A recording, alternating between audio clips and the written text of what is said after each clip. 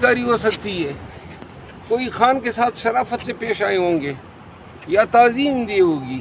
اگر یہ سہولت کاری ہے، اگر پاکستان کے سابق وزیر اعظم کو جو ہیں وہ بتایا کہ ایک نے کان میں کسر کی، بہت بڑا یہ جرم اس نے کر دیا، کیا کہہ سکتے ہیں. لیکن بہرحال مجھے خدشہ ہے کہ شاید اس میں بھی کوئی اپنوں کا ہی ہاتھ نہ ہو. یہ بہت بڑا جلسہ آپ نے کیا، ہم نے دیکھا کہ پی ٹی آئی جو آپ کے اپنے حلقے کے جو ڈسٹرکٹ کے لوگ تھے ان کو بھی آپ نے انوائٹ نہیں کیا.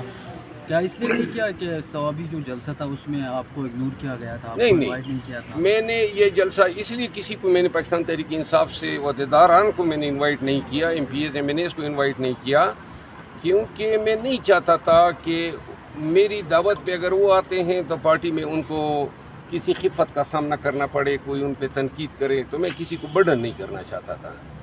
یہی وجہ تھی. باقی تو ہمارا جلسہ جو ہے پاکستان تحریک انصاف کے جھنڈوں سے جو ہے آراستہ تھا، اور یہ جھنڈا جو ہے خان کا، یہ جلسہ خان کا تھا، یہ جلسہ جو ہے خان کے ایک سپاہی کا تھا.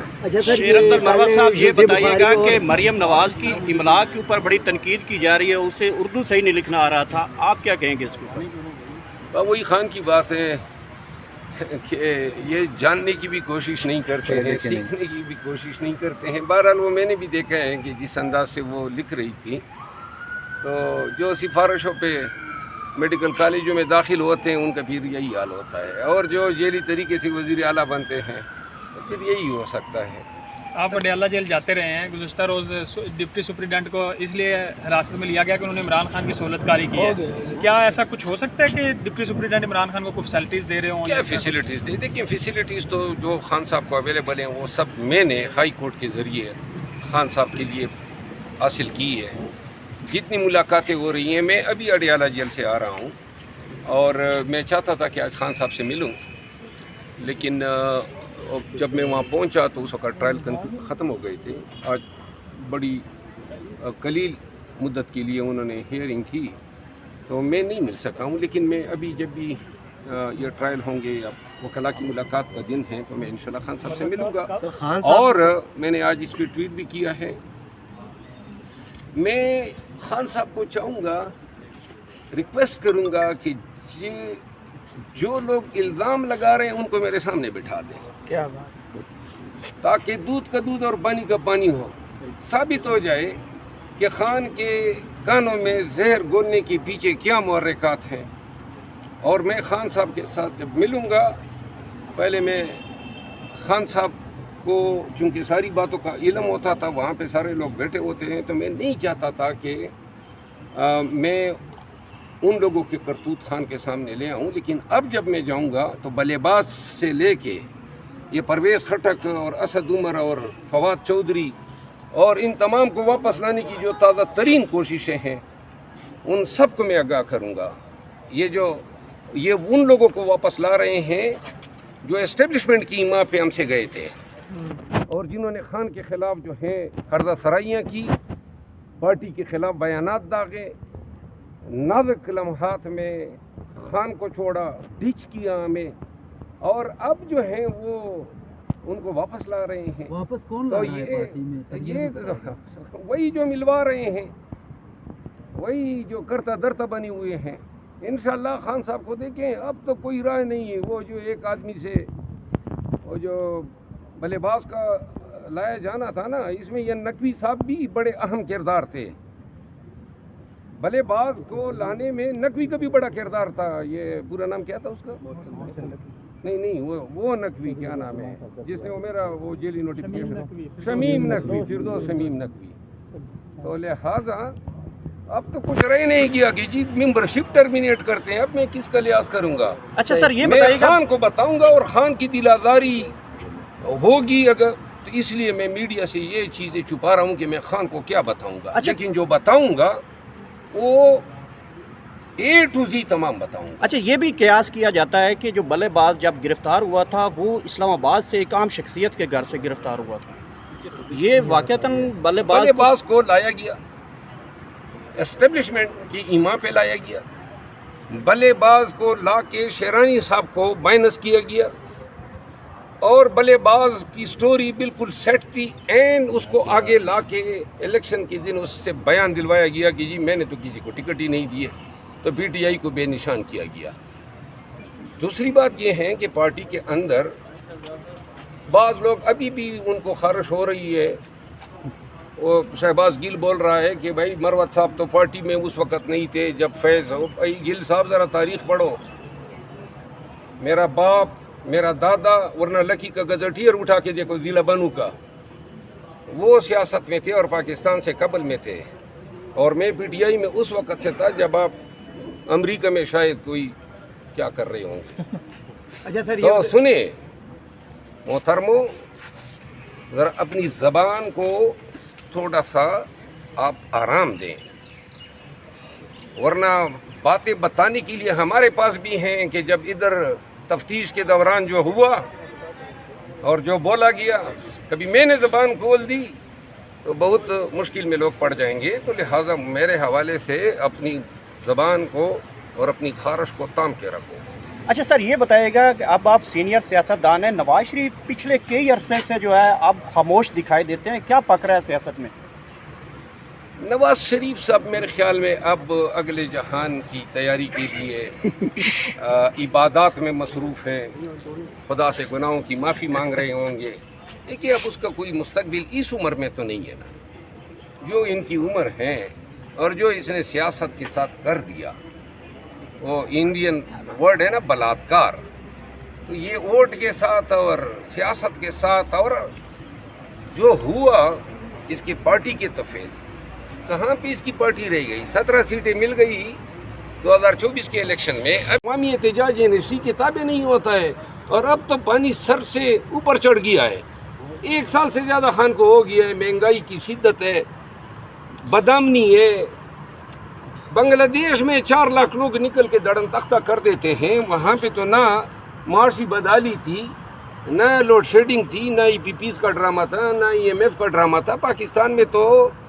آئیڈیل صورتحال ہے، تو لہٰذا اس قوم کو قیادت درکار ہے۔ سر، پہلا جلسہ جب منسوخ کیا تھا تو خان صاحب نے شاباش دی تھی کہ اچھا کیا، میں اپنے لوگوں کا خون نہیں بہانا چاہتا، اس وجہ سے آپ نے اچھا کیا جلسہ منسوخ کر دیا۔ میری آپ گزارش سنیں، خون کون بہائے گا؟ ہم بہائیں گے، بہانے والے بہائیں گے نا، تو اگر انہیں پاکستانیوں کا خون بہانا ہے تو بہا لیں، پہلے بھی بہایا، 9 مئی کو بہایا، اور خون تو بنگلہ دیش میں بھی 300 لوگوں نے ہی بہا، تو کیا ہوا؟ تو لہٰذا جدوجہد، انقلاب اور پاکستان میں حقیقی حکمرانی کے لیے قربانیاں دینی ہوگی۔ یہ کیا ایئر کنڈیشن کمروں میں بیٹھ کے خان کی تصویر پکڑ کے پیچھے کھڑے ہو جاؤ، ہاں جی احتجاج ہو گیا، 4 لوگ جو ہیں ادھر ٹاٹ پہ بٹھا دو، بھوک ہڑتال ہو رہی، یہ ڈرامے، باہر نکلو، آنکھوں میں آنکھیں ڈال کے چیلنج کرو ظالموں کو، غنڈوں کو، بدماشوں کو، اور یہ وردی پوش جو گونز بنے ہیں ان کو چیلنج کرو۔ یہ کیا زلخوں والا کام ہے کہ جناب علی ہم خان صاحب چونکہ اجازت نہیں، خان صاحب نے 1.5 سال خان صاحب کی جدوجہد میں آگے لے کے بڑھا ہوں، خیبر پختونخوا سے لے کر ادھر سندھ تک جو ہے ہم نے جلسے کیے، کنونشن، ایک جلسہ، ایک جلوس اور کنونشن کی روداد میں خان کو سناتا تھا، تو مجھے کہتے تھا نا کہ مت کرو، خون بہہ جائے گا۔ اور کبھی آپ لوگوں نے سنا کہ کسی ایک گملہ کہیں ہمارے احتجاج میں ٹوٹا ہو؟ پرامن قانون اور آئین کے دائرے میں رہ کے ہم نے احتجاج کیا، ہم احتجاج کا کرنا آرٹیکل 16 کے تحت ہمارا حق ہے، ہم کریں گے۔ باقی حکام کا کام ہے کہ وہ ہمارے ساتھ کیا ٹریٹمنٹ دیتے ہیں، ہم پہ ٹیئر گیس چلاتے ہیں، ہمیں احتجاج کرنے کا حق دیتے ہیں، ہم پہ گولیاں چلاتے ہیں، دیر میں ہم پہ گولیاں چلائی، باجوڑ میں ہم پہ گولیاں چلائی، کوئی ایسی جگہ نہیں ہے، ایک کنونشن پہ پل توڑے، سڑکیں توڑی، ورکروں کو گرفتار کیا، مجھے گرفتار کیا، اغوا کرنے کی کوشش کی، لیکن کمر کسنی ہوتی ہے۔ اچھا مروت صاحب، یہ بتائیے گا، ابھی کچھ حکمران طبقہ ان کی جانب سے یہ بازگشت ہے کہ بانی چیئرمین PTI جب سے فیض حمید صاحب گرفتار ہوئے ہیں اب ان کا جو ہے ملٹری ٹرائل جو ہے اس کی طرف بات بڑھ رہی ہے، تو آپ ایک لائر ہیں، قانونی ماہر ہیں، آپ کیا سمجھتے ہیں اس جانب بات بڑھ سکتی ہے؟ اور فیصل وارڈا بھی کہہ رہے ہیں کہ جنرل فیض جو گرفتاری ہے یہ ایک سٹیپ ہے آگے عمران خان صاحب کا ملٹری ٹرائل فیض کے حمید سپریم کورٹ رجوع کر سکتے ہیں کہ میرا سویلین ٹرائل کیا جائے؟ آئین میں پرویژن ہے اس قسم کی؟ جی میں جواب دیتا ہوں. گزارش یہ ہے پورے پاکستان کو میں استدعا کرتا ہوں آپ کے توسط سے. خان جیل میں 1 سال سے زیادہ ہو گیا ہے. PTI کے ساتھ جو رویہ روا رکھا گیا ہے آپ سب دیکھ رہے ہیں، اور ہم سب ٹی وی چینلوں پہ یا موبائلوں کی یہ اسکرینوں کو دیکھ کے محسوس ہو رہے ہیں. عملاً کیا پاکستانی کر رہے ہیں؟ عملاً کچھ کر رہے ہیں ہم. عملاً تو تبھی ہوگا نا جب ہم اگر پاکستان کے ساتھ محبت رکھتے ہیں، اس ملک کا بہتر مستقبل چاہتے ہیں، اس ملک میں قانون کی حکمرانی چاہتے ہیں، تو تب یہ فائدے کی موت تو ایک دفعہ نہیں ہے. کیا 20 دفعہ جو ہے ہم نے مرنا ہے؟ ایک دفعہ جو ہے یہ قوم ہمت اور کمر کس لے کہ جی ہم نے نکل کے کمر کس کے ہم نے نکل کے قوم کے لیے ان کا حق لے کر دینا ہے. خان صاحب جیل میں نظر بند ہے نا، اس کی آنکھیں اور نظریں تو قوم کی طرف لگی ہوئی ہے، اور قوم کیا کر رہی ہے؟ کچھ بھی. ہم نے یہ 1.25 سال میں سوائے 8 فروری کو ووٹ دینے کے ہم نے کیا کیا ہے؟ تو لہٰذا جہاں تک فیض حمید کی بات ہے، فیض حمید اور فیض حمید جیسے اور بہت سے جنہوں نے پاکستان کے قانون کے ساتھ، پاکستان کے عوام کے حقوق کے ساتھ کھلواڑ کیا ہے، لوگوں کو اغوا کیا ہے، اربوں بنائے ہیں، اپنے آفس کو ابیوز کیا ہے، ان سب کو قانون کے کٹہرے میں کھڑا کیا جانا چاہیے. کوئی وہ کہتے ہیں نا آسمان گرے یا زمین پٹے، انصاف ہونا چاہیے. تو لہٰذا یہ کیوں ہو؟ باجوہ جو ہیں وہ فرانس میں پھر رہا ہے، اس کو بھی لاؤ، اس کو بھی کڑا کر دو. اس نے ملک کے ساتھ کیا کیا ہے؟ یہ آرٹیکل 370 جو ریپیل ہوا کشمیر پہ، یہ تو انہی کے دور میں ہوا. اور پھر انہی کے دور میں جو ہیں ریاست کے خلاف، فوج کے خلاف، پاکستان کے خلاف جو گھناؤنی سازشیں ہوئی، ان سب کو تشتازبام ہونا چاہیے. دیکھیں فوج نے بہت ہی ایک اعلیٰ کام کیا ہے کہ اپنے ایک جرنیل کو جا کے قانون کے کٹہرے میں کھڑا کیا ہے. اور اگر اس کے تانے بانے خان سے ملائے جانے کی کوشش کی جاتی ہے تو سن لیں، پہلی بات تو یہ ہے کہ آخری بات آپ کی یہی رہ گئی ہے کہ خان کو اگر بالفرض خان کو آپ نے کورٹ مارشل میں یا ملٹری ٹریبیونل میں لے جانا ہے. جس دن اس فاش غلطی کا ارتکاب کیا جائے گا تو یاد رکھیں کہ پاکستان کے عوام نے آپ کی کسی ایسے ٹریبیونل کو جوتی کی نوک پہ رکھنا ہے. پھر جو ہے وہ نقطۂ انقلاب ہوگا، آغاز انقلاب ہوگا. اور خان کو 2 صورتوں میں فیض کے ساتھ ٹرائی کیا جا سکتا ہے.